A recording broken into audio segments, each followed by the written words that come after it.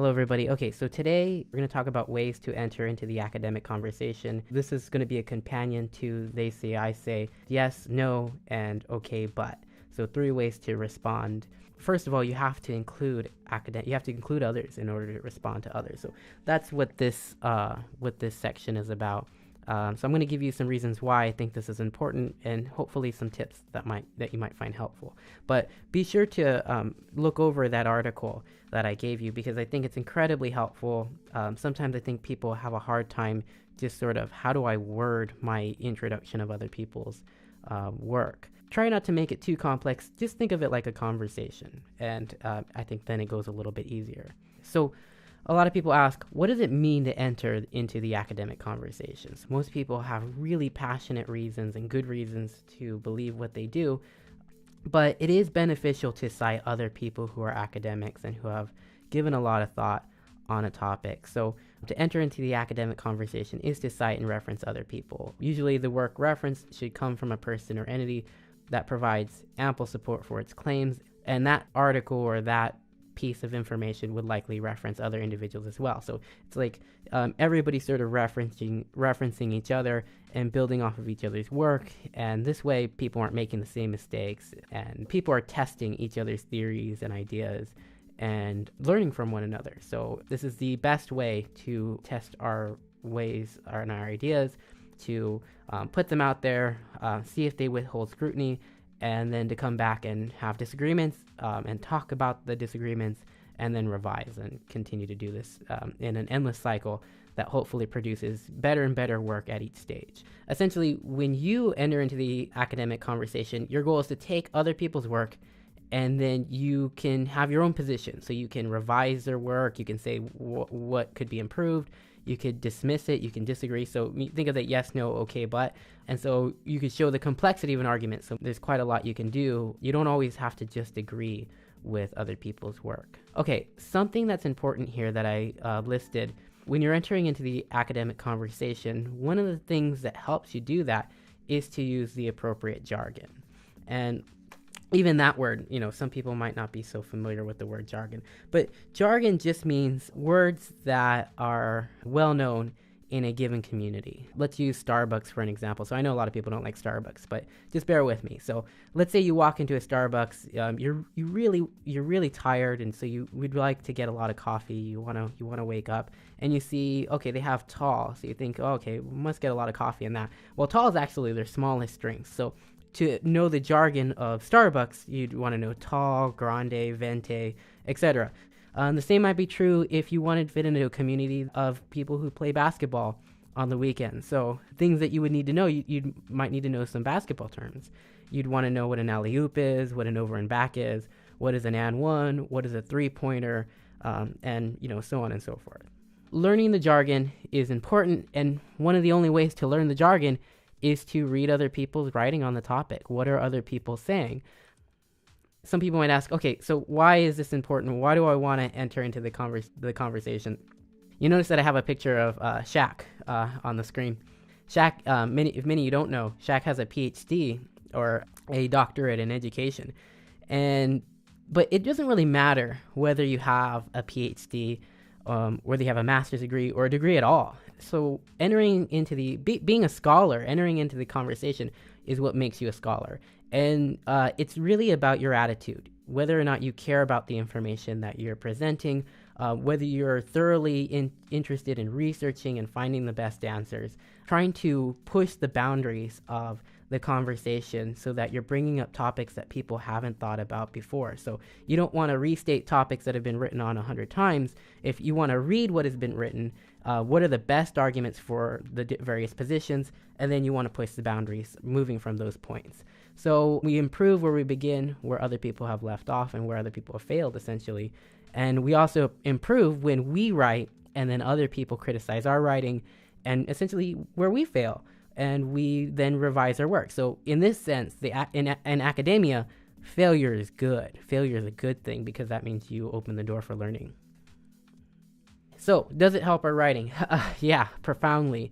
First of all, in order to reference other people's writing, you have to have read various works. So reading other people's work requires us to think about a topic and weigh the validity of others' arguments before we make our own assumptions. And this opens the door to learning. This opens the door to maybe proving what we thought was once true to be wrong. Okay, so a second point is that it improves our ethical appeal. So many of you may have learned in high school about Aristotle's three main appeals. So he had the logical appeal, which is called logos, the ethical appeal, which is called ethos, and the emotional appeal, which is called pathos. So the ethical appeal is often overlooked, but the ethical appeal essentially means that it is how the reader views the writer. So does the reader view the writer as somebody who's an ethical person, a well-informed person, a person who cares about the validity of their statements? And so if you're backing up your sources with research, it shows that you're a well-read person on the topic, and the fact that you're backing up your sources shows that you care about how true it is, and essentially just makes you look good in every way. And it improves the logical appeal because it is a form of evidence. Some people might disagree with the third point, but it can actually help you find your own voice in your paper if you follow the they say, I say format. So it can help you find the I essentially in your paper by just saying, this is what other people believe, but this is what I believe. Okay, so sort of just going to briefly go through this, but what is considered good information? So you want to make sure that, you're not just picking anybody's text. You want to look for the best information that's out there. Is it hard? It can be hard to know what good information is. So we should always err on the side of skepticism until we see ample proof. An example, I would think, this just goes for academic writing in general. Any claim that's made in academia must be backed by evidence. And the evidence should be proportionate to the sort of claim that it is. So it's very unlikely that Bigfoot exists. So if somebody says that they believe in Bigfoot, well, it should be required that they give evidence for that claim. So, and it probably should be more than a fuzzy video, unless, the joke is that, maybe Bigfoot is actually fuzzy in person. So extraordinary claims require extraordinary evidence. All right, so we should be cognizant also of biases and the biases of entities, right? So even though we find academic sources, those sources aren't immune to criticism, and they're not infallible. No one is infallible, not even experts in the field. So everybody has been wrong at some point or another. Everybody will be wrong. Even smart people can be biased and can fall prey to overconfidence, which can blind them to areas where they're profoundly wrong. Okay, so small sampling sizes. So like 4 out of 5 dentists approve X gum would be a small sampling size if you only ask 5 dentists. You might have just gotten, maybe the next 10 would have said they don't approve of gum. So you just don't know if you only ask 5 people. So the more people you get in your sampling size, the more accurate the data is. And just also our own personal biases. We want to make sure that we're not just looking for people who agree with us. We're looking for people who agree and disagree so that we can see an array of arguments, and then we can come up with our own argument. Another key point is we should differentiate between popular belief and expert consensus on a topic. Okay, so generally experts do hold high positions in a particular field. Often they have a graduate level degree in a given field. But that's not enough. It's not enough to just say an expert believes in this, therefore it is true. Or it's not enough to say the consensus is this, therefore it is true. Consensuses change, and they often are wrong at some point or another. The data, the evidence is what should win the argument. So, there was a point where Bill Nye, the science guy, for instance, he was against GMOs, and then he looked at the evidence, and he said, you know what, I was wrong. I am now in favor of GMOs. The evidence has changed my mind. So Bill Nye, even he's not infallible. Okay, the other thing, protecting our academic image. Well, one thing is admitting when you're wrong sort of protects your academic image. I just want to remind people to be humble. And then to remember, too, that there is a way to criticize with kindness, essentially. And you want to sort of steelman other opponents' arguments and sort of give the best interpretation of what you think they're saying. And the goal should be that they would say, wow, you know what, I really wish that I had phrased it that way. Thank you for that interpretation. So when we're wrong, then again, too, we also want to admit our errors. We want to publicly explain how we've revised our thinking. or that we've based our opinion on information we believed was valid at the time, but since learned wasn't correct. This again, using Bill Nye as an example, that's a really good thing to do. I wish that more people were willing to publicly state when they're wrong. It's really hard to publicly state when you're wrong. I try to do it as often as possible. There are many cases where I have been wrong on a given topic, and I wish that I hadn't been so strident as I argued for the opposite opinion. It's frankly a bit embarrassing when I think back on it now. The key here is to just be humble. We have to start by listening. In an increasingly global and culturally diverse society, listening is important. And it's important to how we react to new emerging technologies and information so that we can make policies that, that might affect people's lives. And we want to make sure that we're treating others respectfully and that we're open to information and to opinions that are different than our own. So we really want to look at how do people arrive at their opinions? What is the evidence that they're using? So academic conversations focus less and less on emotions. They focus less on the conclusion and more on how did you get to the conclusion, okay? So we want to do our best to be good listeners and to be in the habit of challenging and assessing our own beliefs and revising our opinions, and to be in the habit of trying to offer the best interpretation possible of those we disagree with. So, I try to do this with even people who I find deplorable, people whose opinions I find are pretty offensive. A great example is somebody like Milo Yiannopoulos. I generally don't like him, but try to be as charitable as possible. Sometimes it's hard. All right. Okay. So again, going back to what I said earlier, you want to follow the they say, I say format, but you never actually say. And so I really want to emphasize that point. You never actually say they say, and you never actually say I say. There's other ways to do it, and I'll list a few ways to do it in a few slides. So essentially, you follow this format. What do other people believe? So you state who they are and what they believe. You state essentially why they believe that and what they believe, and you try to do this as accurately as possible. And then you tell the readers what you believe.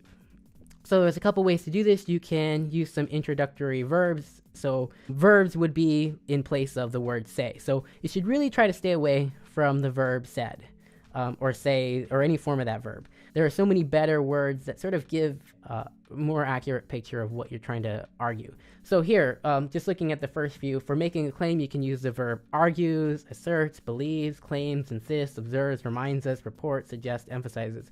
So, just using says or according to, that can get really boring. So you want to have a few of these in your bag of tricks so that you can vary it and your writing will never sound, it won't sound so repetitive that way too.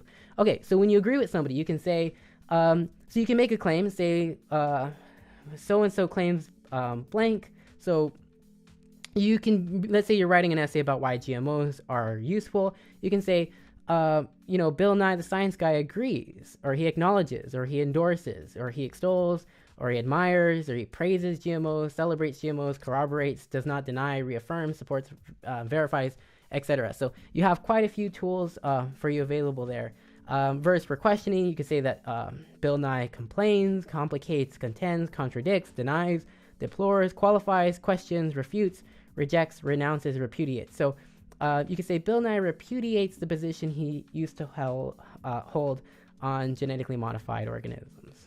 Okay, and then verbs for recommending, you could say Bill Nye advocates, he calls for, he implores, he pleads, he demands, he encourages, he exhorts, he warns, he urges, he recommends, etc. So many more words other than just says that you could use here, and all of them are great ways to introduce quotes from other people. Okay, so I was being generous with Bill Nye. Now I'm going to be a little bit critical.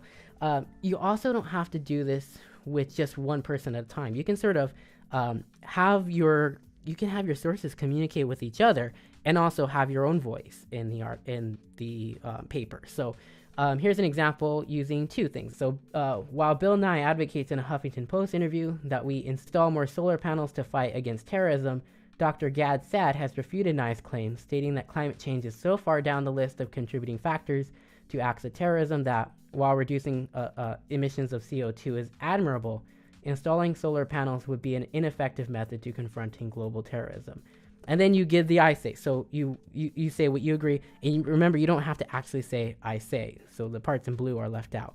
Sad seems to be making the more logical case here. And then you would give your opinion after that. So you can have your sources communicate with one another and yourself. So you sort of have to balance it. Just treat it like conversation, like you would tell a friend a story. Okay, so the I say. Remember, you don't want to actually use the words I say. In fact, many times you can use the words we had up here. You say, I argue, I agree. Probably, I think, I feel, I believe aren't so good, so scratch out the I believe. But I claim, I insist, I would remind, I would corroborate, I would deny, I would affirm, I would repudiate, etc. Okay? So I say, when providing your opinion, you don't have to necessarily use the word I, but you certainly can. You have several options when responding. You can disagree and explain why you disagree. You can agree. Oftentimes you'll agree with a difference. And it's certainly possible to both agree and disagree. So you can show why the topic is difficult, where you agree, and where you disagree. And that's it. I hope you found this video useful and that it helped to highlight the importance of using other people's work in our work. So you want to always try to reference the secondary sources that we use in class or that you find on your own. And you also want to sort of just use them as a starting point. They're a great way to come up with your own opinions and your own thesis. So I'll often start where I just highlight and underline parts of other people's texts that I read that I found interesting. And then I tend to find a theme. What do I agree with? What do I disagree with? What do I find interesting? Somewhere in there either emerges the topic of what I want to talk about for my paper or my thesis statement even. So hopefully this is helpful and you feel a little less stressed when it comes to introducing sources into your papers.